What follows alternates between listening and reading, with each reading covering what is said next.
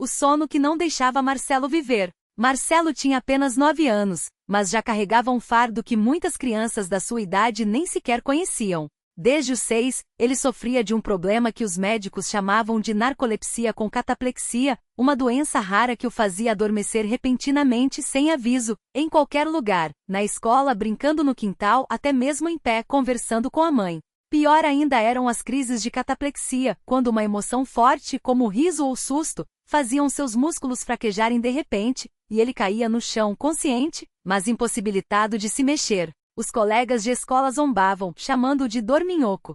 Os professores, embora compreensivos, não sabiam como ajudá-lo. Os remédios que tomava deixavam-no sonolento o dia todo, como se vivesse numa névoa constante. Sua mãe, Dona Maria, era uma mulher de fé, mas não frequentava nenhuma igreja. Ela orava em casa, sozinha, pedindo a Deus que curasse o filho. Até que um dia, enquanto esperava no ponto de ônibus, uma senhora de vestido longo e cabelo preso em coque, trajes que Marcelo nunca tinha visto antes, percebeu seu cansaço e perguntou se precisava de ajuda. Dona Maria, sem jeito, contou um pouco sobre o filho. A senhora, que se apresentou como Irmã Clara, da Congregação Cristã no Brasil, olhou nos seus olhos e disse com firmeza: Deus pode curar seu menino. Venha conosco no próximo culto.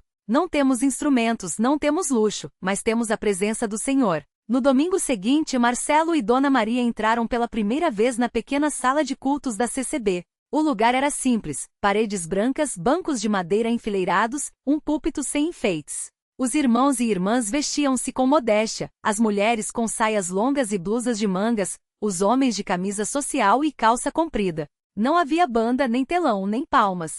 Apenas vozes unidas cantando hinos como Jesus, amigo fiel, e Deus é amor, acompanhadas apenas pelo som das páginas do inário virando. Marcelo, que nunca tinha visto aquilo, sentiu algo estranho no peito, uma tranquilidade que não vinha dos remédios. O ancião, um homem de cabelos grisalhos e voz serena, dirigiu a reunião com autoridade espiritual. Ele leu passagens da Bíblia e falou sobre a fé que move montanhas. Depois veio o momento das orações. Os irmãos se ajoelharam e Marcelo, sem entender muito bem, fez o mesmo. Ouviu pedidos sinceros, vozes quebradas pela emoção, pessoas clamando por cura, por trabalho, por família. Quando o ancião pediu que quem precisasse de uma oração especial se levantasse, Dona Maria segurou a mão do filho e o ajudou a ficar de pé. Marcelo tremia. Não por causa da doença, mas por algo novo, esperança. Irmã Clara se aproximou e colocou a mão em sua cabeça. Senhor, ela orou, este menino é teu. Tu conheces seu sofrimento. Livra-o deste mal, em nome de Jesus. Outros irmãos se juntaram, repetindo o amém em coro. Marcelo sentiu lágrimas escorrerem pelo seu rosto. Não era medo. Era como se uma carga pesada estivesse saindo dele. Na semana seguinte, algo inesperado aconteceu. Marcelo estava na escola durante a aula de matemática, quando sentiu aquele peso nos olhos, aquele chamado irresistível para dormir. Ele fechou os olhos por um segundo, esperando desabar na carteira como sempre. Mas nada aconteceu. Abriu os olhos, confuso. O professor continuava falando. Ele se mexeu, tocou o próprio rosto. Estava acordado. Totalmente acordado. No recreio, correu para o banheiro e olhou no espelho. Não era sonho. Não tinha caído. Não tinha adormecido. Quando chegou em casa, contou tudo para a mãe, que chorou abraçada nele. No domingo, voltaram à CCB. Dessa vez, Marcelo foi até a frente sozinho. Com voz trêmula deu seu testemunho. Irmãos, eu não sei explicar, mas Deus me curou. Não tomo mais remédio, não caio mais no chão. Só sei que foi ele. O ancião sorriu e disse: assim é a fé, meu filho. Não precisamos entender, só precisamos crer. Naquele dia, Marcelo viu algo que nunca esqueceria. O irmão sendo batizado nas águas, mergulhado e levantado como símbolo de uma vida nova. E ele sentiu que também tinha nascido de novo. Anos se passaram. Marcelo cresceu, tornou-se um jovem dedicado na igreja, ajudando a distribuir inários, participando das reuniões de doutrina. Às vezes, quando cantavam Louvai ao Senhor, todos os povos, ele lembrava daquele domingo em que Deus o tocou. Aprendeu que a cura não era só do corpo, mas da alma. Que a verdadeira força não está nos remédios, nem nos médicos, nem nas coisas deste mundo, mas na simplicidade de um povo que se ajoelha e crê. E a lição que Marcelo guardou para sempre foi esta: Deus não precisa de espetáculo para operar milagres. Ele só precisa de um coração disposto a confiar. Na Congregação Cristã no Brasil, Marcelo encontrou isso, não em palavras bonitas ou promessas vazias, mas no silêncio reverente de quem sabe que, quando 2 ou 3 se reúnem em nome de Jesus, ele está ali, no meio deles, curando, libertando, salvando. Marcelo não imaginava que sua história ainda teria mais um capítulo. Um ano depois daquele domingo que mudou sua vida, ele recebeu um convite inesperado. O irmão mais velho da igreja, aquele mesmo que orou por ele no altar, chamou-o para uma conversa depois da reunião de doutrina. Marcelo, o Senhor tem usado você aqui entre nós. Sua fé tem abençoado muitos irmãos. Você já pensou em servir mais de perto?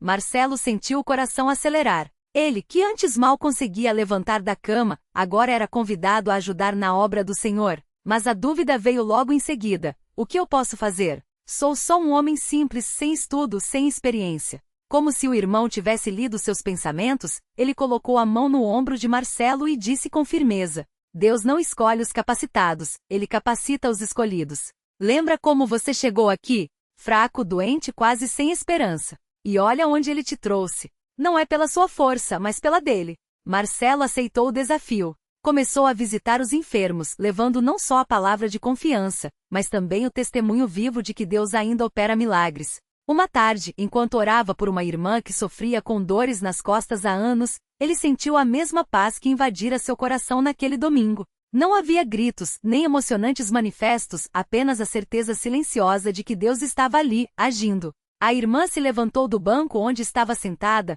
movimentou o corpo com surpresa e com lágrimas nos olhos, disse: a dor foi embora. Marcelo sorriu, lembrando de si mesmo no passado.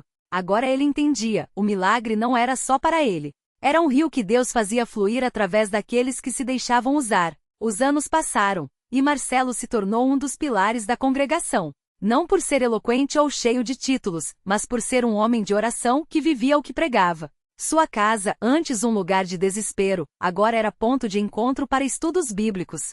Sua esposa, que tanto sofreu ao seu lado, se tornou uma intercessora incansável. Até seus filhos, que na época da doença mal entendiam o que acontecia, cresceram na fé e se batizaram nas águas, dando continuidade à obra que Deus começara na família. Uma noite, depois de uma longa jornada de visitas a irmãos doentes, Marcelo sentou-se no quintal de casa, olhando para o céu estrelado. Lembrou-se do médico que dissera que ele não viveria mais que 5 anos.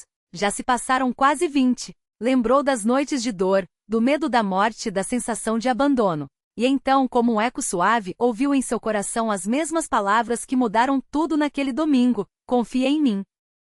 Ele fechou os olhos, agradecido. Não era mais o homem que tremia de medo no altar. Era um servo, um testemunho vivo de que, quando Deus toca uma vida, nada volta a ser como antes. Na congregação cristã no Brasil, ele não encontrou apenas uma religião. Encontrou uma família, um propósito, uma esperança que nem a doença, nem o tempo, nem as provas deste mundo poderiam apagar. E assim Marcelo seguiu em frente, certo de que o maior milagre não fora a cura do seu corpo, mas a transformação da sua alma. Porque no final das contas, Deus não nos salva apenas da alguma coisa, Ele nos salva para algo muito maior. E isso, Marcelo aprenderá, era o verdadeiro milagre. Marcelo não imaginava que sua história ainda tinha muito mais para ser escrita. Os dias se passaram, e o que antes era um testemunho pessoal se tornou uma luz para outros que também caminhavam em trevas. Ele começou a visitar irmãos enfermos, levando não só palavras de ânimo, mas a mesma fé que o havia sustentado nos momentos mais difíceis. Muitas vezes, ao orar por aqueles que sofriam, via lágrimas se transformarem em sorrisos, e o desespero dar lugar a uma paz que só quem já experimentou sabe descrever. Certa tarde, enquanto visitava o hospital para ver um irmão que lutava contra uma doença grave, Marcelo encontrou uma jovem chamada Ana. Ela estava sentada no corredor, com os olhos inchados de tanto chorar. Seu filho, um menino de apenas 7 anos, estava internado há semanas, e os médicos já não davam esperança. Marcelo se aproximou com delicadeza, como quem conhece bem a dor, e sentou-se ao seu lado. Minha irmã, eu também já estive onde você está, disse ele, com a voz firme, mas cheia de compaixão.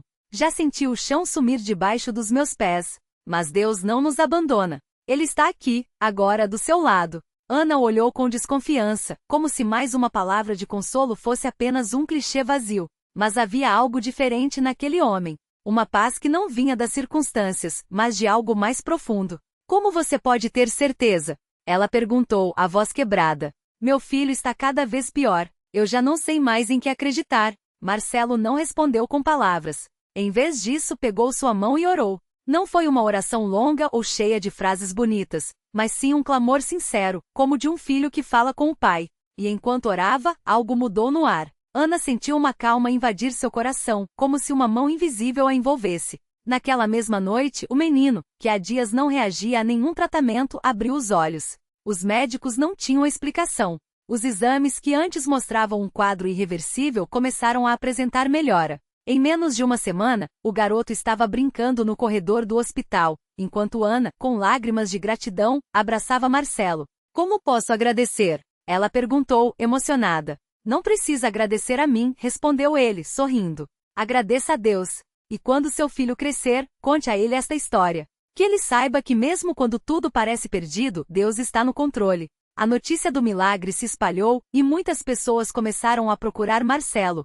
não como um homem especial, mas como alguém que apontava para aquele que faz o impossível. Ele nunca se considerou um herói. Sabia que era apenas um instrumento nas mãos de Deus, assim como tantos outros na congregação cristã no Brasil que, em silêncio, serviam com amor e dedicação. Os anos passaram, e Marcelo continuou firme. Suas mãos, antes trêmulas pelo medo, agora se estendiam em ajuda. Seu coração, antes cheio de dúvidas, agora transbordava de uma fé inabalável. Ele aprendeu que os milagres não são apenas curas físicas ou soluções imediatas, mas sim a presença constante de Deus em cada detalhe da vida. Às vezes essa presença se manifesta de forma visível, como no caso de Ana e seu filho. Outras vezes é uma paz inexplicável em meio à tempestade, uma força que surge quando já não temos mais nenhuma. E assim Marcelo entendia cada vez mais o que significava ser salvo para algo. Não era apenas sobre escapar do sofrimento, mas sobre viver uma vida que glorificasse a Deus e abençoasse ao próximo. Na CCB, ele encontrou não só a cura para o corpo, mas um propósito eterno. E isso sim, era um milagre que nunca terminaria. Marcelo não conseguiu guardar só para si tudo aquilo que havia vivido. O coração cheio de gratidão o impulsionava a compartilhar, como se cada palavra sua pudesse ser uma semente plantada em corações sedentos de esperança. Ele começou a visitar os irmãos na igreja, contando não apenas sobre a cura de Ana e a transformação do pequeno Lucas, mas também sobre as pequenas vitórias que Deus operava em sua própria vida, a paciência que não tinha, a fé que crescia, a paz que agora habitava onde antes só havia ansiedade. Um dia, enquanto conversava com o irmão João, um homem que há anos lutava contra um vício que o consumia, Marcelo percebeu algo. Suas palavras não eram apenas consolo, mas tinham poder. João, com os olhos cheios de lágrimas, confessou que, pela primeira vez, sentia que poderia vencer aquela batalha. Não porque Marcelo tivesse dito algo mágico, mas porque ele falava com a autoridade de quem havia experimentado o poder de Deus de perto.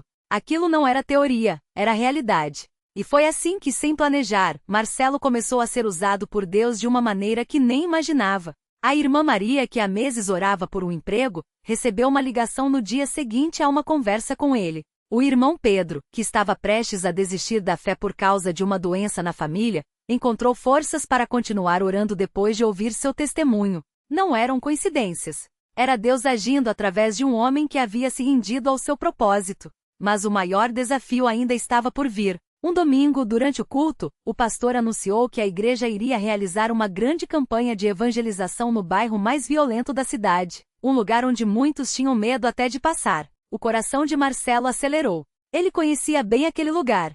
Era onde havia crescido, onde havia visto tantas vidas se perderem. Mas agora, não era mais o mesmo homem cheio de medo. Ele sentiu uma voz suave no coração. Você foi salvo para isso. No primeiro dia da campanha, Marcelo estava lá junto com outros irmãos da CCB, distribuindo folhetos e falando de Jesus para quem quisesse ouvir. No início as pessoas olhavam com desconfiança, algumas até zombavam. Mas então, uma mulher se aproximou com os olhos inchados de chorar. Era Dona Rosa, uma antiga vizinha. Marcelo, é você mesmo? O que você está fazendo aqui? Ele sorriu e respondeu, vim falar de alguém que mudou a minha vida, Dona Rosa. E ele pode mudar a sua também. Ela contou que seu filho mais novo havia se envolvido com coisas erradas e estava preso. O desespero a consumia.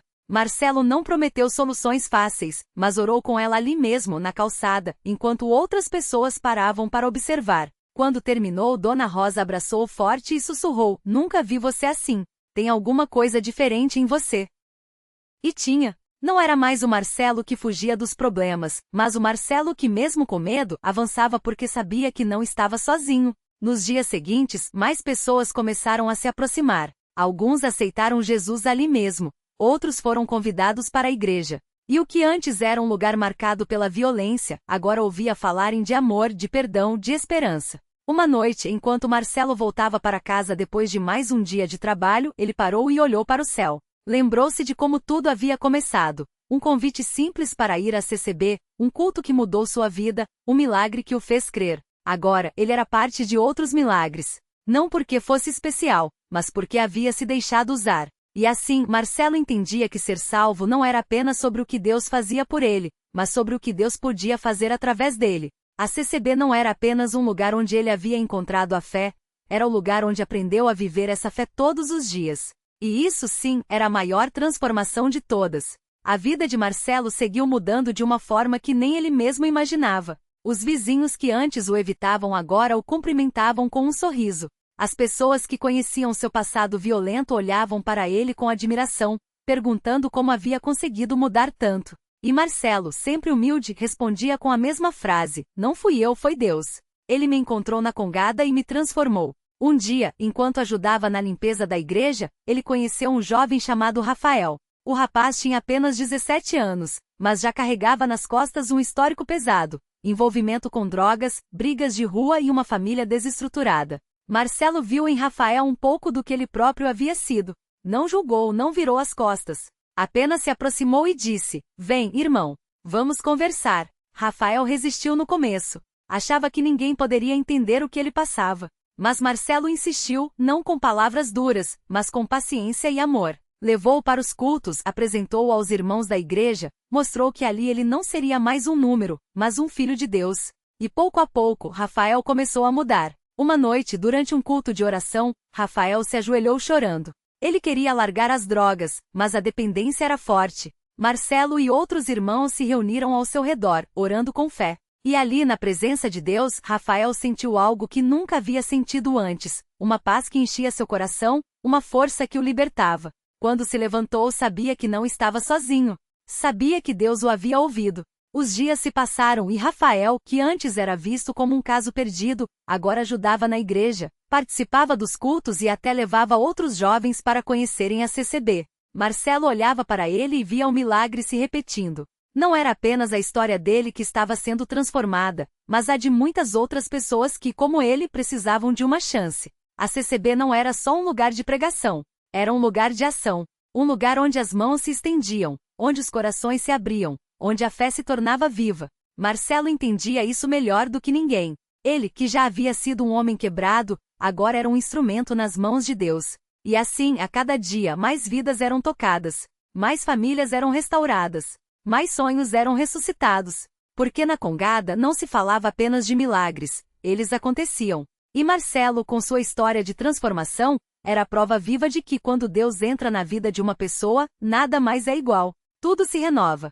tudo se transforma. E a maior alegria não é apenas ser salvo, mas ver outros também sendo salvos ao seu lado. O milagre completo. Naquela tarde de sábado, enquanto Marcelo ajudava a distribuir cestas básicas na CCB, uma mulher chamada Dona Maria o abordou com lágrimas nos olhos. "Meu filho está desaparecido há 3 dias, irmão. As autoridades desistiram, mas eu não posso. Só Deus pode me ajudar agora." Marcelo reconheceu naquela dor a própria história de desespero que já viverá. Sem hesitar, reuniu a igreja em oração. Não eram palavras vazias, mas clamores de quem já havia visto o impossível se tornar real. 3 horas depois, enquanto o sol se punha sobre a congada, um carro parou em frente à igreja. Um jovem sujo e abalado desceu com a ajuda de um motorista, era o filho de Dona Maria. Ele contou que após se perder na cidade grande, um homem desconhecido o abrigara e, sem explicar como, soubera exatamente onde levá-lo. Ele só disse: "Sua mãe está te esperando na igreja", relatou, confuso. Dona Maria caiu de joelhos e Marcelo sorriu, sabendo que aquele homem não era de carne e osso. Reflexão final: o milagre que não cessa. A vida de Marcelo era um círculo sagrado. Ele fora resgatado para resgatar. O milagre não estava apenas no filho que voltou, mas na fé que se multiplicava a cada história como a sua. Deus não escolhe os qualificados, qualifica os escolhidos, e muitas vezes, escolhe os quebrados para mostrar que sua graça é maior que qualquer ruína. Lição de vida: quando você pensa que sua história acabou, Deus está apenas começando a escrevê-la de novo. E o maior milagre não é só ser salvo, mas estender a mão para quem ainda está se afogando. Porque a luz que você recebeu não é para guardar, é para iluminar o caminho de outro. E assim, sob o céu estrelado da Congada, Marcelo entendeu: a maior prova de um milagre não é o momento em que ele acontece, mas as vidas que continuam a acreditar nele muito depois.